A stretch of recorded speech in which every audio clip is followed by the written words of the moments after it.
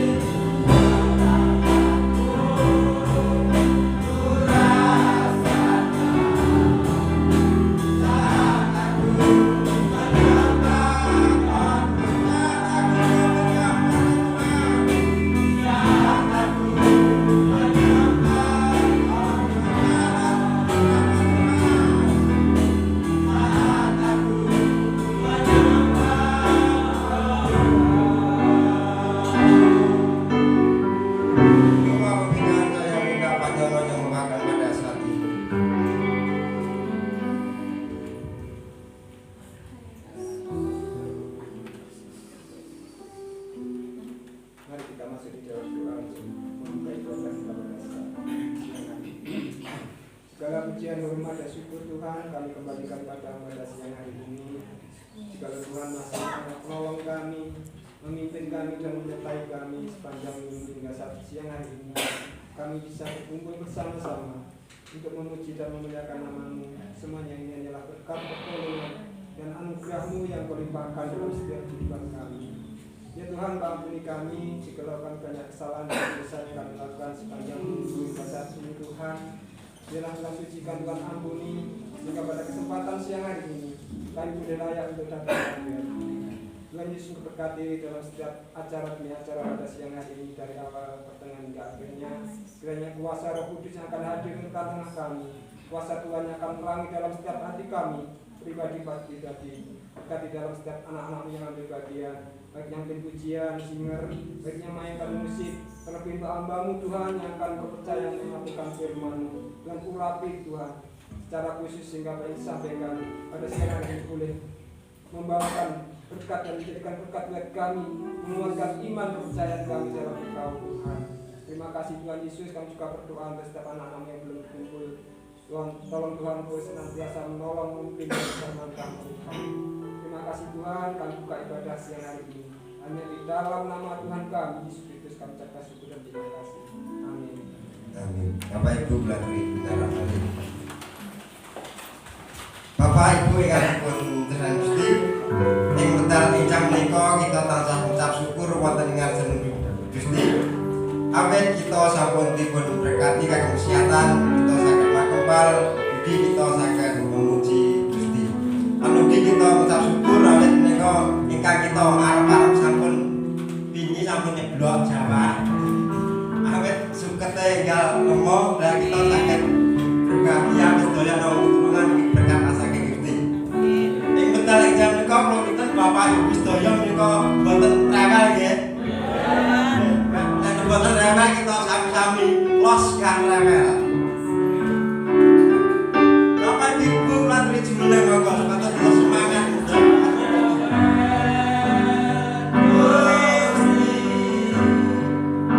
Aku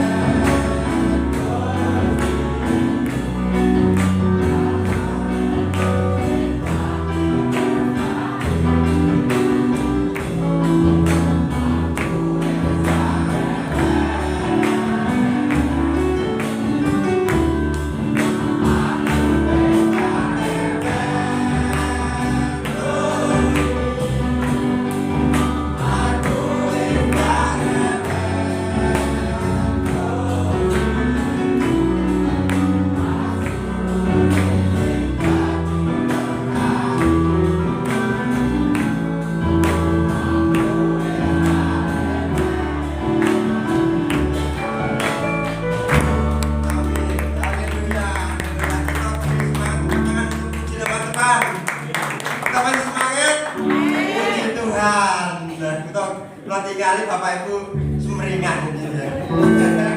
Nah sebelum kita sampai boten rewel kita kedah gandol Gusti. Monggo kita ucapkan gandol Gusti.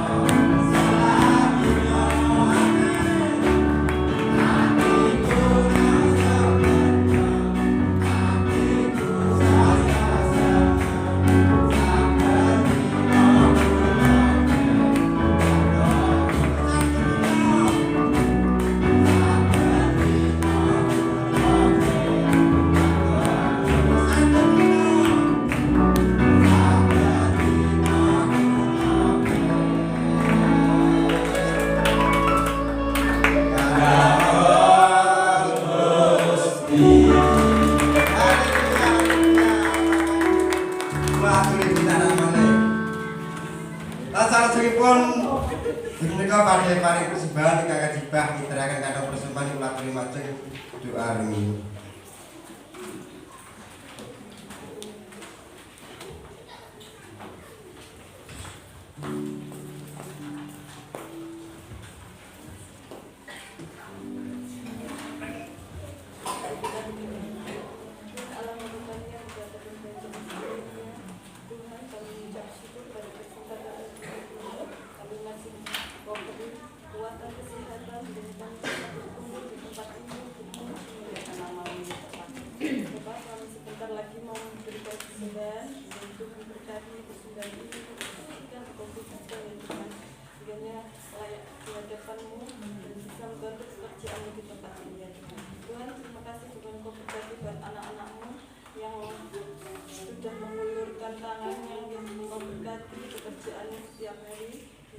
Apapun yang dikerjakan Tuhan berkati juga anak-anakmu yang belum sempat memberikan hingga Tuhan memberkati hingga di lain waktu bisa memberikan yang terbaik buat Tuhan.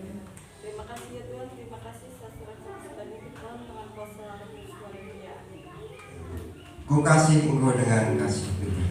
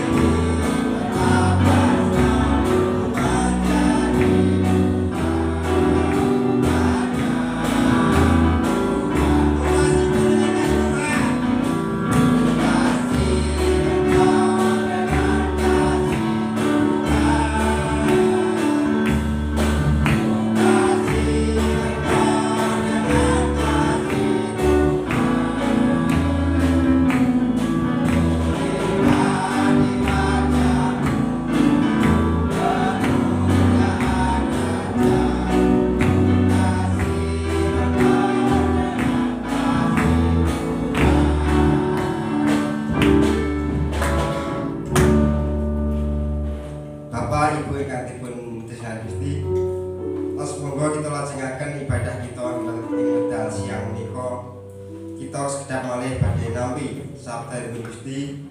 Ananging saderengipun kita tak sarengan kita sejaken malah manah lan pamikiran kita supados kita wekdal siang menika saged nampi sabdanipun Gusti, saged nguwataken iman wonten pagesangan kita sami.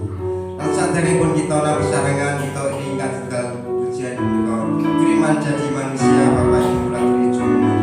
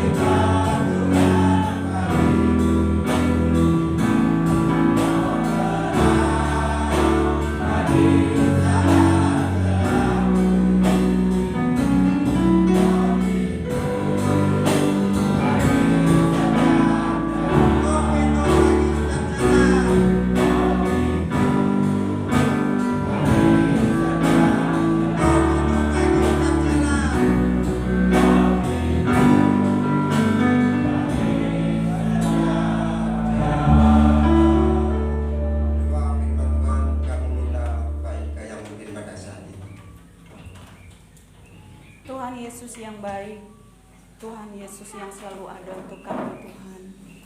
Engkau menjadi terang di dalam kehidupan kami setiap hari. Engkau adalah jalan untuk kami menuju ke surga sana ya Tuhan. Pagi hari ini kami telah memuji Engkau, kami telah memuliakan Engkau Tuhan. Kami juga telah memberikan persembahan kami untuk-Mu ya Tuhan. Biarlah semua yang kami lakukan pada pagi hari ini dapat Engkau terima. Biarlah akan menjadi berkat buat kehidupan kami semua Tuhan Yesus. Sebentar kami akan menerima kebenaran daripada firman-Mu ya Tuhan. Biarlah kami dapat duduk dengan tenang, kami dapat menerima firman-Mu dengan sukacita ya Tuhan. Biarlah hamba-Mu yang menyampaikan firman-Mu pada saat pagi hari ini, Kau berkati ya Tuhan. Segala apa yang disampaikan semuanya hanya datang daripada-Mu saja ya Tuhan. Kami sambut firman-Mu hanya di dalam nama Tuhan Yesus Kristus. Kami mengucap syukur dan kami berdoa. Haleluya. Amin.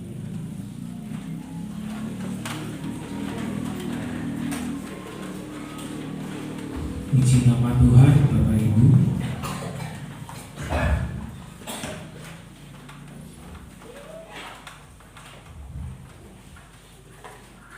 Ada sukacita. Puji nama Tuhan. Bisa minta tolong Mbak Ika ya, Mbak Ika untuk merubah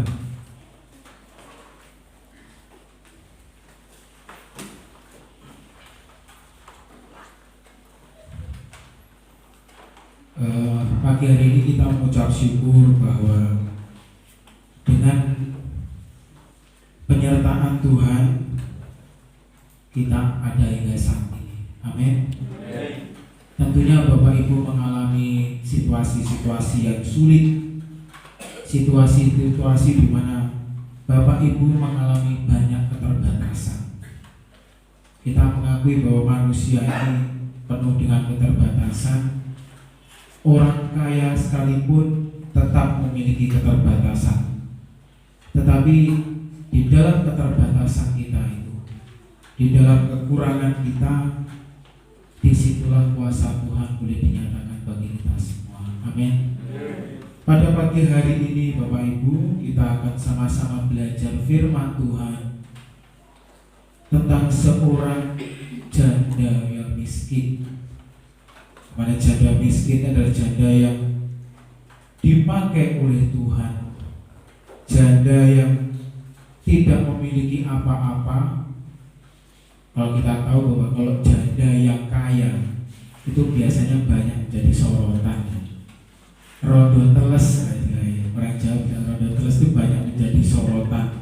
Dan saya juga heran, kenapa kalau segala sesuatu yang membicarakan masalah janda ini kok mesti viral gitu. Kok tidak pernah kalau ngomongin dudul terus akhirnya viral, kok tidak pernah. Kok mesti janda gitu ya. Sampai-sampai saya sering mendengarkan di YouTube itu banyak sekali plesetan-plesetan oleh kiai-kiai itu mengatakan bahwa ada hal-hal yang menyangkut masalah janda-janda. Tetapi di sini kita akan sama-sama belajar dari seorang janda miskin yang dipakai oleh Tuhan. Bagaimana janda ini bisa dipakai Tuhan untuk menjadi berkat bagi sesama dan juga hamba-hamba Tuhan. Kita akan sama-sama baca di dalam 1 Raja-Raja pasal yang ke-17 ayat yang ke-13 sampai yang ke-16.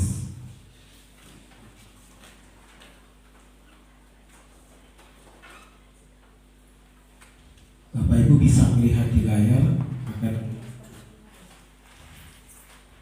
akan saya bacakan firman Tuhan ini. 1 Raja-Raja pasal 17 ayat yang ke-13 sampai yang ke-16. Tetapi Elia berkata kepadanya, janganlah takut, pulanglah, buatlah seperti yang kau katakan. Tetapi buatlah lebih dahulu bagiku sepotong roti bundar kecil daripadanya, dan bawalah kepadaku. Kemudian barulah kau buat bagimu dan bagi anakmu. Ayat yang ke-14. Sebab beginilah firman Tuhan Allah Israel, tepung dalam tempayan itu tidak akan habis, dan minyak dalam buli-buli itu pun tidak akan berkurang sampai pada waktu Tuhan memberi hujan ke atas muka bumi. Lalu pergilah perempuan itu dan berbuat seperti yang dikatakan Elia. Maka perempuan itu dan dia serta anak perempuan itu mendapat makan beberapa waktu lamanya. Ayat yang terakhir, tepung dalam tempayan itu tidak habis, dan minyak dalam buli-buli itu tidak berkurang sampai firman Tuhan yang diucapkannya dengan perantaraan Elia. Sebelum kita akan belajar memiliki cerita nyata dari negeri Tiongkok, Bapak Ibu. Cerita dari negeri Tiongkok ini adalah seorang yang miskin, sangat miskin. Dia hanya bekerja sebagai tukang becak. Bapak Ibu tahu kan tukang becak? Paling satu hari mengayuh becak tuh bayarannya berapa? Itu pun kalau ada yang naik. Kalau tidak ada yang naik, ya amsyong, nol, tidak dapat uang sama sekali. Nah, orang yang dari Tiongkok ini laki-laki yang miskin, sebatang kara yang dimiliki hanya becaknya. Tetapi orang ini memiliki kerinduan untuk membantu sesama. Nah, membantu sesama ini dengan cara bagaimana? Orang ini melihat banyak anak-anak kecil yang terlantar di pinggir jalan, tidak bersekolah. Mereka ditinggalkan orang tua, ditinggalkan sanak saudara, tidak memiliki masa depan. Kalau kita tahu di kota-kota besar banyak orang-orang anak-anak kecil yang meminta-minta di pinggir jalan. Masih kecil-kecil, SD kelas 1, kelas 2 sudah minta-minta. Dengan melihat kenyataan ini, bapak ini berusaha untuk menyerahkan dirinya untuk memberikan sumbangan. Selama 20 tahun lebih bapak ini mengayuh sepeda, mengayuh becaknya itu, mendapatkan uang seberapapun ditabung, akhirnya hingga mencapai hampir 450 juta. Kalau kita bandingkan dengan uang Indonesia, 450 juta, tetapi tidak langsung 450 juta. Jadi setiap bulan, setiap 2 bulan mendapatkan berapa, diserahkan kepada sekolah untuk membantu anak-anak sekolah. Sampai tiba waktunya, orang ini berumur 90 tahun, sudah tua. Setiap hari hanya makan sepotong daging kecil dan 2 butir telur. Cuma itu makan. Bahkan sampai memakai baju pun dia tidak pernah beli baju di toko. Dia sengaja memungut di sampah-sampah, akhirnya mencari di tempat pembuangan sampah kalau ada baju yang masih bisa dipakai. Sebenarnya bisa membeli baju, tetapi karena kerinduannya untuk membantu sesama, membantu orang-orang agar memiliki derajat, memiliki masa depan yang baik, akhirnya bapak ini merelakan dirinya menjadi tukang becak dan memberikan sumbangannya kepada sekolah. Hingga umur 90 tahun dia mengatakan kepada sekolah, mungkin ini adalah sumbangan saya yang terakhir. Sumbangan saya yang terakhir hanya sekitar 500.000. Setelah itu orang ini meninggal. Nah, cerita di negeri Tiongkok ini juga ada di dalam kitab suci, Bapak Ibu. Kalau kita melihat janda yang miskin, ini bukan janda yang kaya, janda miskin. Kalau janda kaya sudah enak, istilahnya tidak usah bekerja, tidak usah mencari pekerjaan, dia sudah bisa makan. Tetapi orang ini adalah janda miskin. Nah, latar belakang dari cerita ini, bahwa pada waktu itu di negeri Israel Utara, kerajaan Israel Utara ini diperintah oleh seorang raja yang bernama Raja Ahab. Nah, Raja Ahab ini memiliki istri namanya Isabel. Nah, Isabel ini bukan dari Israel. Orang kalau menikah, orang Israel menikah dengan orang yang di luar Israel, itu hukumnya haram, tidak boleh, harus sesama Israel. Tetapi Raja Ahab ini menikahi orang dari negeri Sidon, ya, orang dari Israel. Nah, tetapi Isabel ini mempengaruhi suaminya, Raja Ahab ini, untuk menyembah dewa yang menjadi sesembahan Isabel bukan menyembah kepada Allah Israel, tetapi menyembah kepada patung Baal yang menjadi sesembahan bangsa Israel pada waktu itu. Nah, di dalam Raja-Raja pasal 16 ayat ketiga disebutkan, sesudah itu Ahab membuat patung Asyera, dan Ahab melanjutkan bertindak demikian sehingga ia menimbulkan sakit hati Tuhan Allah Israel lebih dari semua raja-raja Israel yang mendahuluinya. Akhirnya Tuhan ini sakit hati. Karena apa? Diduakan. Jangan pikir yang merasa cemburu, yang merasa sakit hati itu hanya manusia. Tuhan pun itu juga merasa cemburu. Tuhan itu tidak mau dimadu, dimaru kalau orang Jawa, tidak mau dimadu. Akhirnya Tuhan mengirimkan Nabi Elia ini untuk pergi ke istana Raja Ahab, mengatakan bahwa tidak akan ada hujan selama 6,5 tahun kalau tidak berpaling kepada Allah Israel, dan hujan akan turun jika Elia mengatakan bahwa turunlah hujan. Tidak tahu ceritanya bagaimana, di dalam Alkitab tidak disebutkan bagaimana Elia bisa masuk ke istana raja. Apakah di situ juga ada Isabel yang mendengarkan? Akhirnya Ahab marah, Isabel juga marah, akhirnya memburu Nabi Elia ini sampai ke kota Sidon. Kalau boleh ditampilkan. Nah, kota Sidon ini sekarang adalah negara Lebanon, Bapak Ibu. Sidon itu berada di pesisir pantai Sarfat, di mana janda ini berada. Janda ini adalah berada di desa Sarfat. Desa Sarfat itu adalah desa penghubung yang ke Sidon. Sekarang adalah negara Lebanon sekarang. Nah, di situ Elia bersembunyi di Sungai Kerit, bersembunyi beberapa waktu di Sungai Kerit.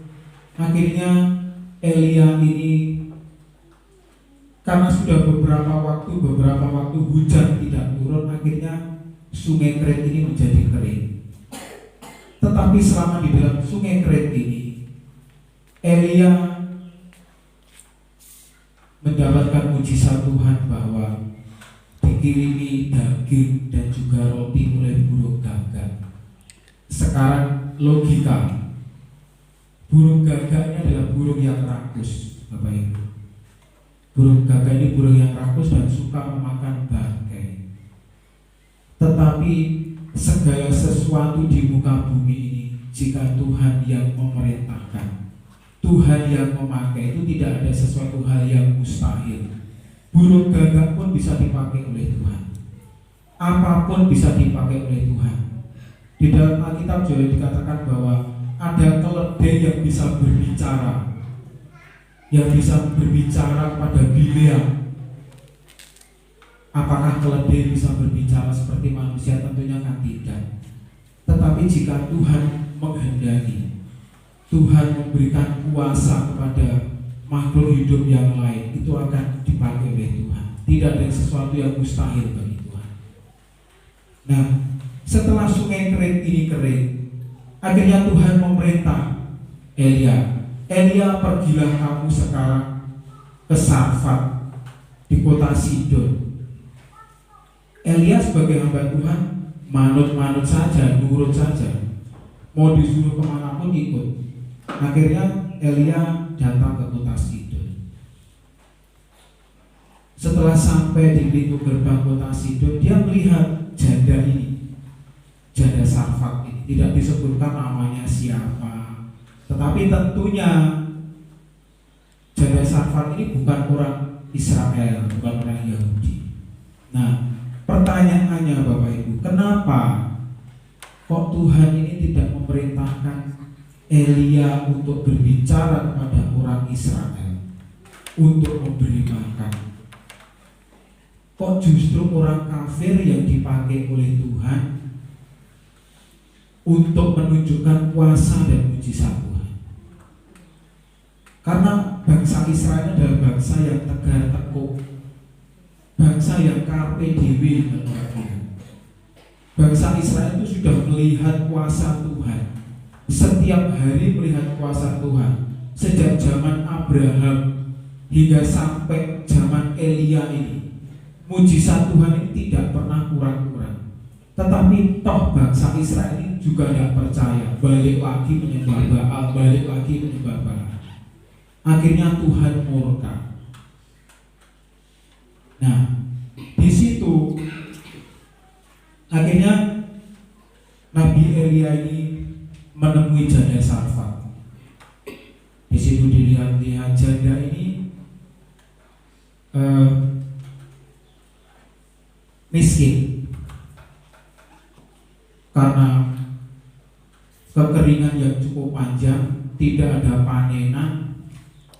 Yang ada hanya apa? Yang ada hanya tepung satu buli-buli kecil dan juga minyak beberapa tetes. Yang dipunyai hanya itu.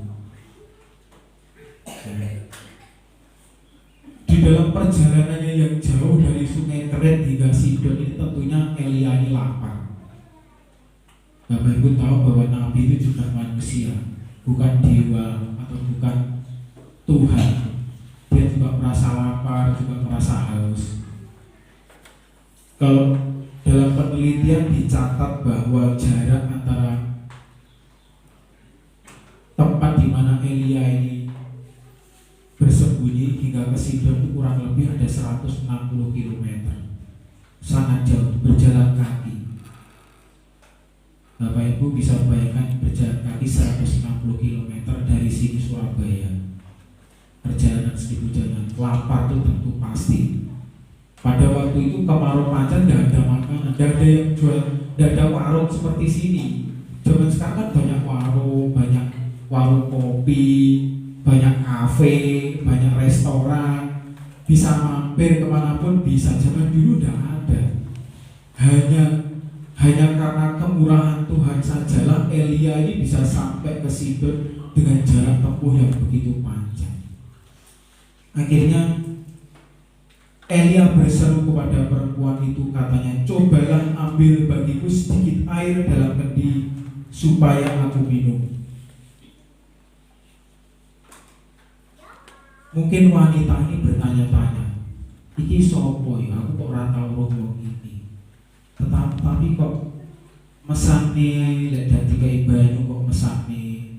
Akhirnya diambilkan air, Bapak Ibu. Nah, kemudian Elia berseru lagi, tolong buatkan juga untukku sepotong roti. Nah, akhirnya wanita ini menjawab, demi Tuhan Allahmu yang hidup, sesungguhnya tidak ada roti padaku sedikit pun kecuali segenggam tepung dalam tempayan dan sedikit minyak dalam buli-buli. Dan sekarang aku sedang mengumpulkan 2-3 potong kayu api. Kemudian aku mau pulang dan mengolahnya bagiku dan bagi anakku. Dan setelah kami makannya, kami akan mati.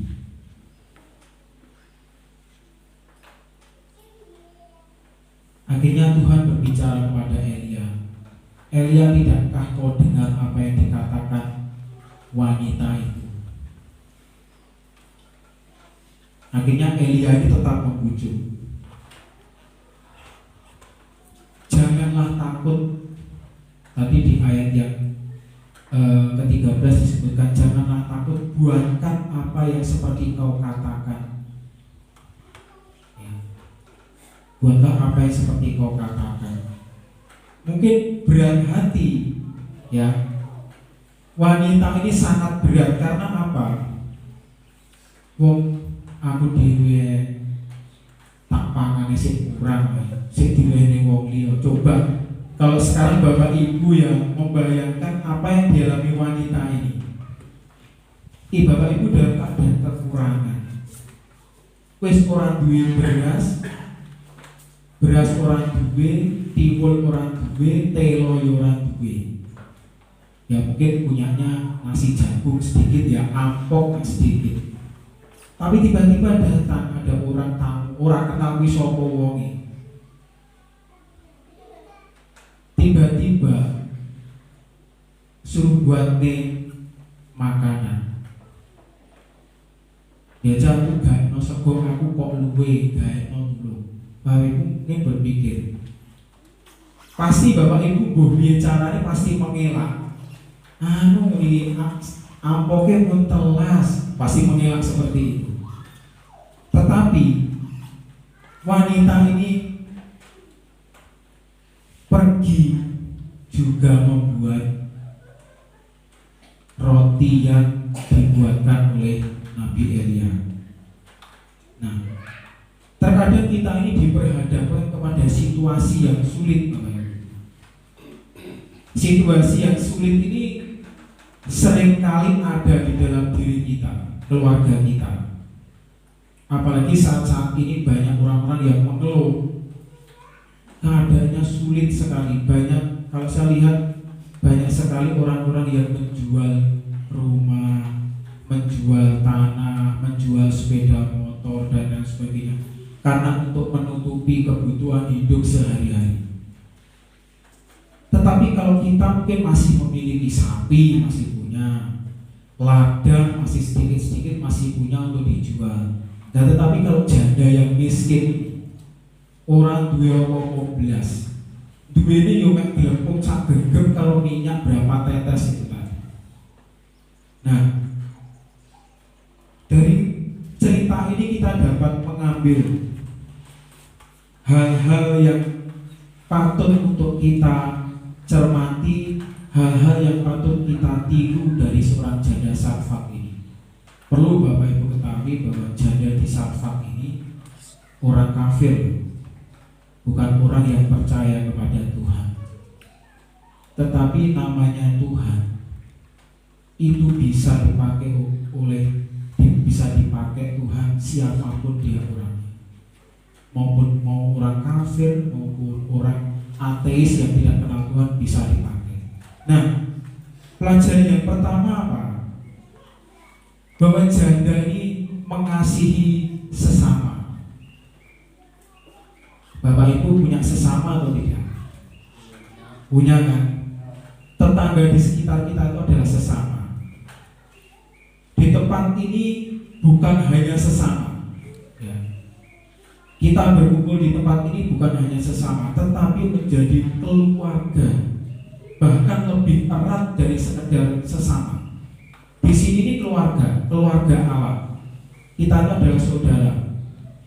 Seperti tadi lagu yang sudah kita nyanyikan bersama Pak Tani, ku cinta keluarga Tuhan terjalin mesra sekali. Kita ini bukan hanya sekedar sesama, tetapi adalah keluarga. Janda ini mengasihi orang lain. Kita tahu bahwa manusia itu adalah makhluk sosial. Manusia ini makhluk sosial, makhluk yang tidak dapat hidup dengan sendirinya. Masih perlu orang lain. Contoh, Bapak Ibu masih memerlukan beras, masih memerlukan bumbon-bumbon, ya ibu-ibu, bawang, brambang, cabai, lengkuas dan lain sebagainya. Beras apakah Bapak Ibu menanam sendiri? Kan tidak. Kalau ibu-ibu mau masak ayam lodo, ayam bakar, ayam kecap, apakah piara ayam sendiri, ayam potong sendiri? Kan tidak. Kalau Bapak Ibu mau beli-beli kue, kan biasanya nggak membuat sendiri-beli. Ini membutuhkan, kita masih membutuhkan orang lain, membutuhkan sesama untuk kita ini saling berbagi. Saya masih teringat ibu ya. Ibu ini terus terang orangnya sangat keras. Saya dulu dari kecil dididik sangat keras sekali. Tidak peduli ini anak, tidak peduli anak semata wayang, anak kesayangan. Kalau salah sudah langsung. Tetapi di dalam hati ibu ini memiliki rasa belas kasihan, rasa empati yang tinggi kepada orang lain. Bahwa di dusun Jalinan, ya, di dusun Jalinan di mana gereja Ngantru itu ada, yang jadi orang Kristen itu paling cuma keluarga pastori, keluarganya Mas Dwi, sama satu lagi Bude. Cuman itu saja. Sama satu lagi Pak Yani yang biasanya sering ikut kita ibadah itu. Cuman itu saja. Semuanya sekitar tetangga itu orang-orang Muslim. Nah, tetapi setiap kali ibu ini datang ke warung, ada orang datang baku letek gitu. Baku letek kan bawaannya banyak, cenil, kicak, gento, ireng-ireng, lain sebagainya itu dibawa. Sampai apa itu semangka, sayur-sayuran semuanya dibawa. Lah ada tetangga yang di situ sambil nimbrung, nongkrong gitu. Ibu tanya, "Le, niki cenile pinten, niki ketane pinten, geduke pinten?" "Oh, semeten, Bu." Akhirnya, "Ya wes aku jupo iki ya." Akhirnya dikasihkan ke tetangga yang ikut nongkrong-nongkrong gitu. Ya orang-orang senang dibelikan gedung sambil nongkrong, dibelikan gedung sama ibu. Nanti kalau ada orang, jadi dulu gereja itu jadi jujukan Bapak Ibu. Jujukan apa? Orang-orang yang tua-tua itu, orang-orang yang miskin-miskin. Mereka punya pepaya dibawa ke gereja. Ibu tidak pernah nawar. Pinten Mbah niki KTC Gang Salewu, ya dibayar Gang Salewu, tidak pernah ditawar. Telur ayam kampung harganya berapa? 1 3.000, jumlahnya 10 berarti 30.000, dibeli tidak pernah ditawar. Begitu pulang masih dibawakan gula, nanti kalau ada beras dibawakan beras, masih dibawakan seperti itu. Mengasihi sesama. Bapak Ibu, orang Kristen untuk menjadi saksi bukan hanya sekedar kehidupan kita yang baik, tetapi bagaimana kita bisa melakukan kebaikan itu kepada orang lain. Kita memberi kepada orang lain, mengasihi sesama. Ya. Mungkin sulit bagi kita di dalam keterbatasan kita itu memberi, tetapi namanya memberi ini tidak bisa dipandang kalau kita pas ada. Contohnya seperti janda di Sarfat ini, tidak memiliki apa-apa, tapi yang dimiliki hanya 1 genggam tepung itu toh, tetapi diberikan kepada Nabi Elia. Contoh lagi seperti janda miskin, orang tua yang memberikan persembahannya 1 keping perak, tetapi Tuhan mengatakan bahwa persembahan yang diberikan oleh orang tua ini jauh lebih besar dibandingkan yang diberikan kepada orang yang lain. Karena apa? Duit yo mek kuwi tok, dikasihkan semua. Setelah itu tidak ngerti buah apa mangan apa tuku gaya apa, sudah tidak ngerti. Memberi kepada sesama itu adalah budaya. Kita jadikan budaya kita sebagai anak-anak Tuhan untuk saling memberi. Memberi bukan harus berarti kita memberi harta benda, tidak. Kita memberikan masukan saran kepada orang lain, itu juga pemberian.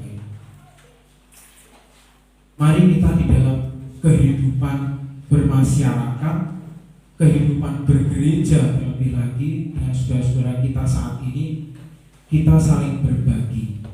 Aku kok duwe apa kuwi berkat rada akeh dulurku tak kene. Itu baik sebagai contoh apa? Berarti mempraktekkan apa yang Tuhan katakan. Memberi kepada sesama, mengasihi sesama manusia. Nah, hal yang kedua, bertindak dengan iman yang besar. Apa itu iman? Di dalam Ibrani pasal 11 ayat yang pertama dikatakan bahwa Iman adalah dasar dari segala sesuatu yang kita harapkan dan bukti dari segala sesuatu yang tidak kita lihat. Janda di Sarfat ini memiliki iman. Imannya sangat besar. Kenapa bisa dikatakan imannya sangat besar? Punyanya tepung itu tok dan minyak tok, tidak ada yang lain. Kalau dikasihkan kepada Nabi Elia, tentunya dia berpikir lah, boleh misalnya Nabi Elia ini ngapusi aku, terus berarti pangan, oposisi ngomongnya jadi tepungnya iso nambah. Akan tetap ada persediaan tepung di dalam tempayan dan minyak di dalam buli-buli. Boleh ngapusi terus piye? Kalau orang kan berpikir seperti itu, tetapi janda ini tidak berpikir. Wes, apa sih diomongin kalau hamba Tuhan ini tak lakoni ya. Sing penting apa? Sing penting aku nuruti apa sing dadi karepe Gustine wong iki. Iman yang besar. Apakah Bapak Ibu saat ini di dalam keadaan yang sulit seperti saat ini memiliki iman yang sebesar janda ini? Kalau Bapak Ibu tahu bahwa Bapak Gembala kan biasa pijat orang. Kalau saya perhatikan dari mulai awal mijet hingga detik saat ini sudah berapa puluh tahun, itu orang yang pijat itu bisa saya kategorikan tiga bagian. Yang pertama orang tidak percaya, orang Muslim. Yang kedua orang Kristen biasa, warga jemaat seperti Bapak Ibu. Yang ketiga hamba-hamba Tuhan. Anehnya, nah ini anehnya, orang yang dipijat cepat sembuh langsung kontan saat itu juga, itu justru hampir 100% orang yang bukan kenal Tuhan. Coba sekarang kita pikirkan, apakah orang Kristen tidak memiliki iman? Ini nyata, bisa digolongkan tiga ini. Bapak Gembala juga heran. Nyapa ya, wong sing muslim kuwi sing teko rene pijet, kuwi marine malah justru lebih cepat dibanding orang Kristen. Bahkan hamba Tuhan itu justru paling suwi. Kan aneh. Harusnya hamba Tuhan itu kan memiliki iman yang lebih dibandingkan dengan orang-orang luar, bahkan anggota jemaat. Tetapi hamba Tuhan ini ada yang sampai dipijit sampai waleh, ya loh. Ndak mari. Coba sekarang kita bayangkan, mosok toh hamba Tuhan kok imani kurang, sampai ada orang Muslim totok, ini orang Muslim totok ini, orang LDI itu kan ya totok kuat. Jadi salaman pun kalau sama wanita tidak boleh, ya toh, salaman harus gini aja, gini, tidak boleh bersentuhan. Tetapi justru orang LDI ini begitu dipijat langsung sembuh. Nyata, ini bukan cerita karangan saya, enggak, ini nyata.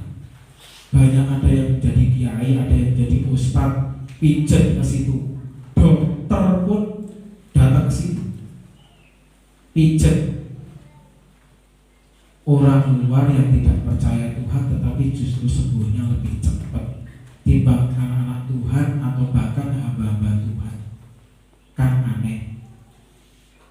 Oleh sebab itu, cerita dari janda di Sarfat ini bisa menjadi contoh bagi kita semua bahwa orang yang percaya Tuhan ini harus diuji imannya. Tuhan tidak menyuruh Elia untuk datang ke Israel. Karena apa? Wes orang mungkin dirumoni, wong Israel itu tidak gelem mendengarkan suara Tuhan, itu sudah tidak mau. Karena apa? Sudah wis sakar dewi. Sing dirumoni ya apa sing diomongin sesembahannya itu, patung Baal itu tadi. Sing dipercaya ini ya kuwi.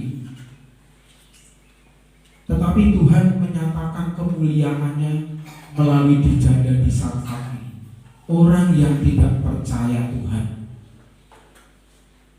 Kalau kita lihat saat ini Bapak Ibu, kenapa banyak kiai ustaz-ustaz masuk ke Kristen ikut Tuhan? Karena apa? Dia melihat mujizat Tuhan.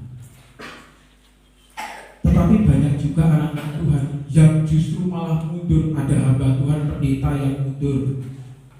Pendeta yang mundur malah ngolok-ngolok Tuhan Yesus. Ada yang mengatakan bahwa Tuhan Yesus itu waktu lahir Maria itu bidanya siapa? Ada yang mengatakan seperti ini. Karena mereka sudah dibutakan mata rohaninya, sudah tidak memiliki kepercayaan, tidak memiliki iman kepada Tuhan. Tetapi janda ini tahu persis bahwa Tuhannya orang Israel, Tuhannya orang ini tentu akan menepati janji. Amin. Jika Bapak Ibu saat ini percaya dengan iman bahwa situasi yang sulit saat ini menghimpit kehidupan Bapak Ibu, sakit penyakit yang dialami, kesulitan ekonomi, pekerjaan, masalah keluarga dan lain sebagainya, ini akan bisa diatasi jika kita memiliki iman yang besar kepada Tuhan. Wong kekeringan dan juga kelaparan di Sarfat ini saja dan seluruh daerah-daerah Israel pada waktu itu, akhirnya Tuhan menunjukkan kemuliaannya bagi orang yang tidak mengenal Tuhan. Nah, pelajaran yang ketiga, memberi yang terbaik kepada Tuhan. Di dalam Lukas pasal 6 ayat yang ke-38 dikatakan bahwa berilah dan kamu akan diberi suatu takaran yang baik, yang dipadatkan, yang diguncang dan yang tumpah keluar akan dicurahkan ke dalam ribaan. Sebab ukuran yang kamu pakai untuk mengukur akan diukurkan kepada. Janda ini memberi yang terbaik kepada Tuhan, kepada hamba Tuhan. Ada cerita yang sangat, kalau saya dengarkan kurang pas ya Bapak Ibu. Ada seorang hamba Tuhan dan juga seorang jemaat. Hamba Tuhan dan jemaat ini mau berangkat ke Sedang sini karena ada keperluan, nggak tahu masalahnya apa. Tetapi mampir dulu ke teman jemaat juga. Hamba Tuhan dan jemaat ini datang mampir ke jemaat. Nah, pada waktu mau berangkat ke sini ke Sedang, si jemaat yang punya rumah ini berkata, mangke sampun kondur saking Sedang mampir mriki. Niki kula damel botok das wedhus. Nah, botok das wedhus saya juga kurang paham. Botok das wedhus itu wujudnya kaya apa saya tidak paham. Nah, akhirnya hamba Tuhan ini bersuka cita, senang aku baru mulai kok Sedang di kei botok das wedhus. Bener Bapak Ibu. Setelah pulang dari Sedang mampir ke situ. Tapi apa yang terjadi? Nah, sangat memprihatinkan, sangat memilukan hati.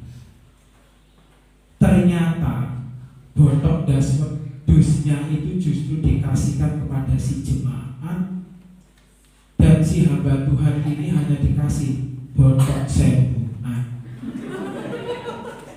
Kan walik, harusnya yang botok wedhus itu justru hamba Tuhannya, botok sembuhan yang dipasihkan kepada jemaatnya. Nah, hamba Tuhan ini senang ya, tidak ngerti. Sebenarnya di jalan sudah berpikir, kok tanganku cilik ya, botok sing tak gowo kok cilik. Jadinya botok das wedhus, tapi sing digowo pakai kok gede. Sebenarnya dalam hati sudah berpikir seperti itu. Akhirnya sampai di rumah sama hamba Tuhan ini dibuka, ternyata botok sembuhan. Loh, lah jari ini ngomong kepada istrinya, loh lah jari ini makanya diwai botol wedhus. Ibu gembala ini mengatakan bahwa wis ora apa-apa, ora diwai botol wedhus ora apa-apa, sing penting sok lek wis Gusti berkahi wae berkahi, ora metrimo mangan botok dan wedhus, tetapi makan daging wedhus. Harusnya kan hamba Tuhannya yang diberi botok dan wedhus memberi yang terbaik. Elia ini diberi yang terlebih dahulu. Embungko si rondo, mbok rondo ini nanti makan apa ndak urusan keri, sing penting hamba Tuhan ini diberi yang terlebih dahulu. Menjadi pelajaran bagi kita Bapak Ibu di dalam kehidupan kita, memberi kepada hamba Tuhan ini yang terbaik. Kalau kita lihat di Bali di pura-pura itu, di sana tidak pernah ada namanya persembahan di pura-pura seperti itu, buah-buah yang ditumpuk-tumpuk itu seperti gunungan-gunungan itu buah yang hanya cepete-cepete dari pasar tempat itu tidak ada. Buahnya yang besar-besar, super-super, jeruknya ya yang manis-manis, apelnya gede-gede. Nanti kalau ada apa itu nanas ya nanasnya yang bagus, anggur ya anggurnya yang besar-besar, super-super itu memberi kepada Tuhan mereka. Padahal Tuhan mereka ini tidak bisa menjanjikan sesuatu yang menjanjikan keselamatan bagi mereka. Mereka memberi yang terbaik. Apalagi kita sebagai anak-anak Tuhan sudah tahu kita ini menjadi anak-anak Tuhan yang sudah diselamatkan, harus memberi yang terbaik kepada Tuhan, memberi yang terbaik kepada hamba Tuhan, bahkan kepada hamba Tuhan, apalagi hamba Tuhan yang telah melayani Bapak Ibu Saudara yang telah lalu. Jadi memberi yang terbaik ini bukan hanya kepada hamba Tuhan di mana saat ini hamba Tuhan melayani Bapak Ibu, tetapi hamba Tuhan siapapun, hamba Tuhan, baik hamba Tuhan dari gereja lain maupun hamba Tuhan yang telah melayani Bapak Ibu dulu pernah dilayani, itu diberi yang terbaik. Kita harus belajar bagaimana, karena kita memberi yang terbaik kepada hamba Tuhan itu bukan pribadi hamba Tuhannya itu, tetapi memberi kepada Tuhan. Masalahnya itu memberi kepada Tuhan. Hamba Tuhan ini kan seperti Elia ini kan sudah disuruh oleh Tuhan. Tuhan sudah memberikan kuasa kepada Elia. Jika kamu mengatakan bahwa saat ini hujan Elia, hujan akan saya beri. Tetapi jika engkau tidak mengatakan apa-apa, aku juga akan tetap mengatakan bahwa tidak akan ada hujan turun di negeri Israel. Jadi di dalam kita memberi kepada Tuhan ini memberi yang terbaik. Jangan seperti jemaat yang tadi hanya botok sembuhan. Kalau botok sembuhan, ibu saya tentunya bisa membuat, justru lebih enak kalau membuat botok sembuhan. Tetapi apapun yang kita punya, hamba Tuhan ini tidak, hamba Tuhan ini apapun yang diberi, ya, hamba Tuhan ini ada juga yang bermacam-macam karakter. Tapi kalau seperti Bapak Gembala itu mau dikasih apa juga diterima. Di Ngantru itu ada jemaat, ya, ada jemaat yang bisa memberikan tuh hanya godong kates, godong kates, kacang panjang, godong kates, kacang panjang, lagi itu telo, singkong itu. Tetapi ya tetap diterima karena memang dia punyanya itu, yang terbaik dari dia itu ya diterima. Godong kates ya diterima, digodok sambil literasi, lawi gering, enak. Bapak Gembala malah justru lebih suka. Apapun yang Bapak Ibu punya saat ini, kalau mau memberi, itu memberi dari apa yang Bapak Ibu punya dengan rasa syukur dengan kesungguhan hati kepada hamba Tuhan. Nah, pelajaran kita pada pagi hari ini menjadi pelajaran yang baik bagi kita, bahwa Tuhan bisa mendatangkan, bisa memakai orang yang bukan anak-anak Tuhan untuk menjadi berkat, menjadi contoh. Apalagi kita sebagai anak Tuhan, mari kita akan mencontoh janda yang Sarfat ini, janda dari Sarfat ini, untuk menjadi teladan mengasihi sesama, memberi yang terbaik untuk Tuhan, dan memiliki iman yang besar bagi dirinya dan juga bagi orang lain, menjadi contoh yang berharga. Amin. Puji nama Tuhan. Bapak Ibu,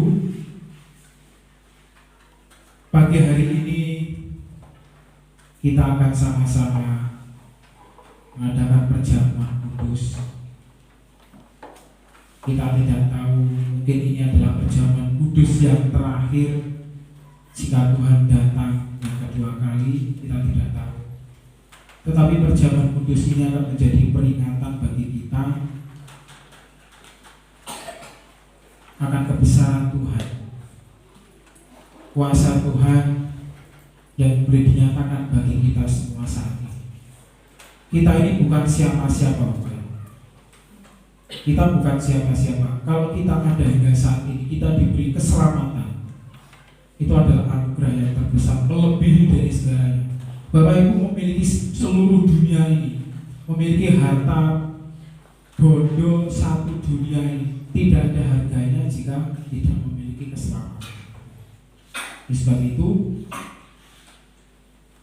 pagi ini kita akan sama-sama mengadakan perjamuan kudus. Nanti saya minta Pak Nyono dan Pak Said ya akan maju ke depan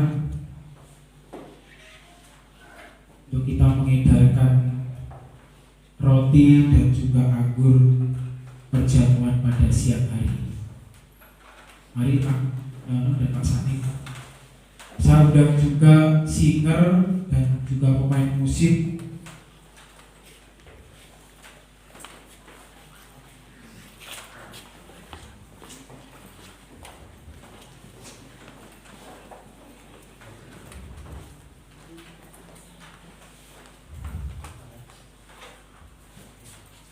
Sebelum kita akan menyanyikan pujian salibnya, nanti saya mohon Pak Said akan berdoa untuk perjamuan kita pada siang hari ini.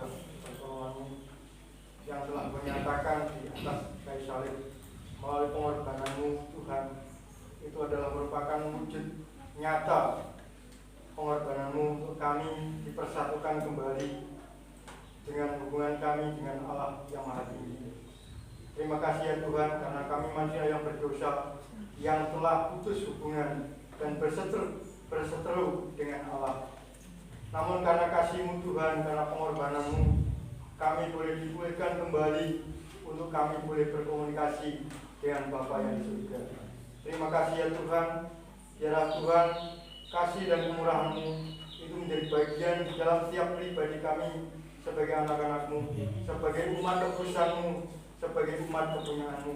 Terima kasih Bapa dalam surga, terpujilah nama-Mu Tuhan atas segala kasih anugerah-Mu yang telah Kau nyatakan di dalam setiap kami. Biarlah kami semua anak-anak-Mu juga memiliki kasih yang nyata di dalam setiap kehidupan kami, sehingga kami boleh mengasihi Engkau dengan segenap hati kami, juga boleh mengasihi sesama kami dengan segenap hati kami.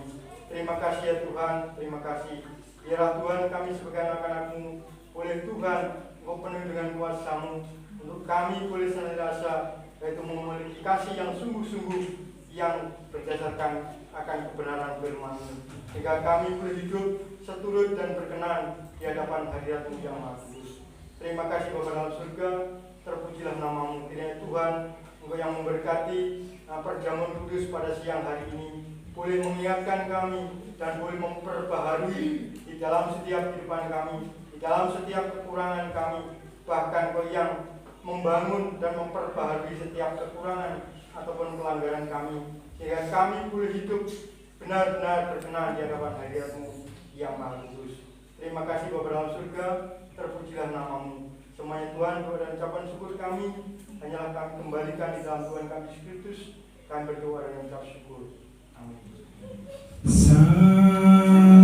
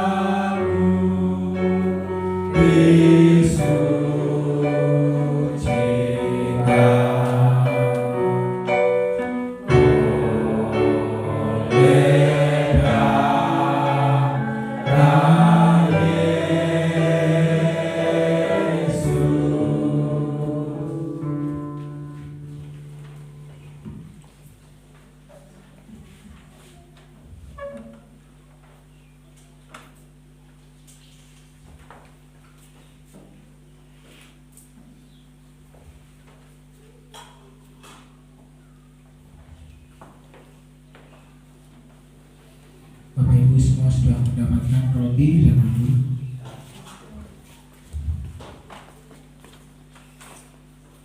Mari kita akan sama-sama mengucap syukur. Kita akan mengenang kebesaran Tuhan bagi hidup kita saat ini. Kita mengetahui bahwa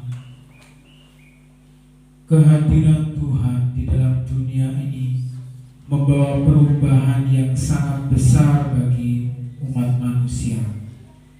Terlebih bagi kita semua anak-anak Tuhan yang telah diselamatkan, kita mengucap syukur karena kemurahan dan kebesaran-Nya Allah. kita ada hingga saat ini. Dan sesudah itu ia mengucap syukur atasnya. Ia memecah-mecahkannya dan berkata, "Inilah tubuhku yang diserahkan bagi kamu. Perbuatlah ini menjadi peringatan akan aku." Demikian juga ia mengambil cawan sesudah makan, lalu berkata, "Cawan ini adalah perjanjian baru yang dimeteraikan oleh darahku. Perbuatlah ini setiap kali kamu meminumnya menjadi peringatan akan aku." Mari kita akan mengucap syukur Bapak Ibu. Bapa di dalam kerajaan surga, kami mengucap syukur pada siang hari ini.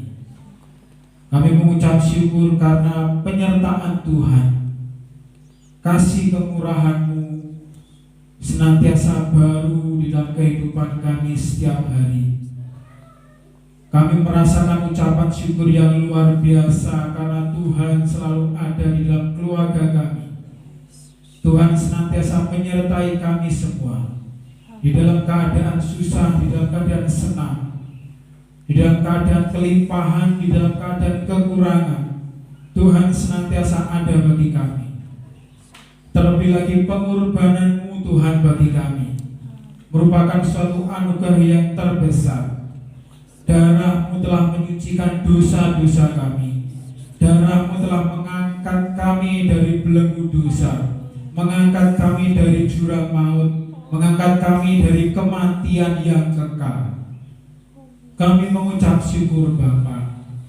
Di dalam keadaan keterbatasan kami, ada Tuhan yang senantiasa tinggal di dalam hati pikiran kami semua saat ini, agar kami senantiasa memiliki iman, agar kami senantiasa tertuju kepada Tuhan di dalam hidup kami. Terlebih lagi saat ini Bapa, kami memperingati kematian, pengorbanan-Mu di atas kayu salib, darah-Mu yang tercurah bagi kami, tubuh-Mu yang telah dirobek-robek untuk menebus dosa-dosa kami semua Tuhan. Tidak dapat kami balas apa yang telah Kau perbuat bagi kami. Hanya ucapan syukur dan kerinduan kami untuk senantiasa menghadap Tuhan, mengimani apa yang telah Tuhan perbuat bagi kami semua. Biarlah pada siang hari ini Bapa, kami akan meminum anggur dan juga roti ini sebagai lambang darah dan juga tubuh Kristus.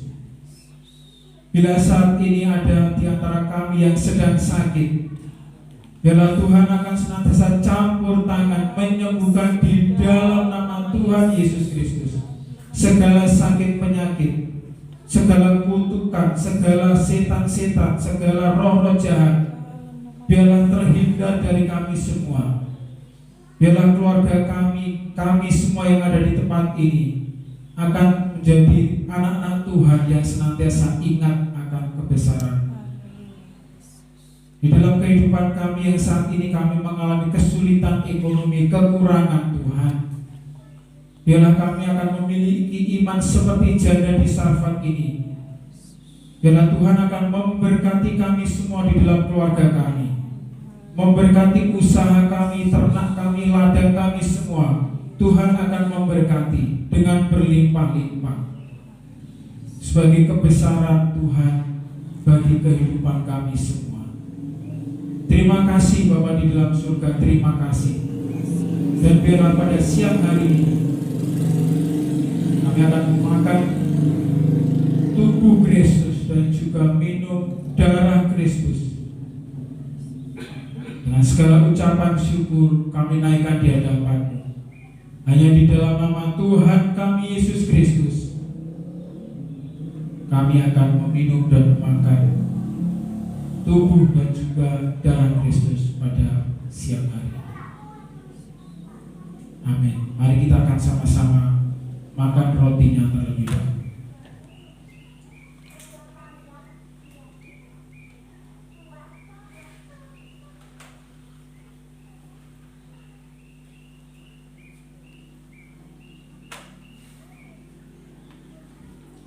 Selanjutnya kita akan meminum anggur perjamuan pada siang hari ini.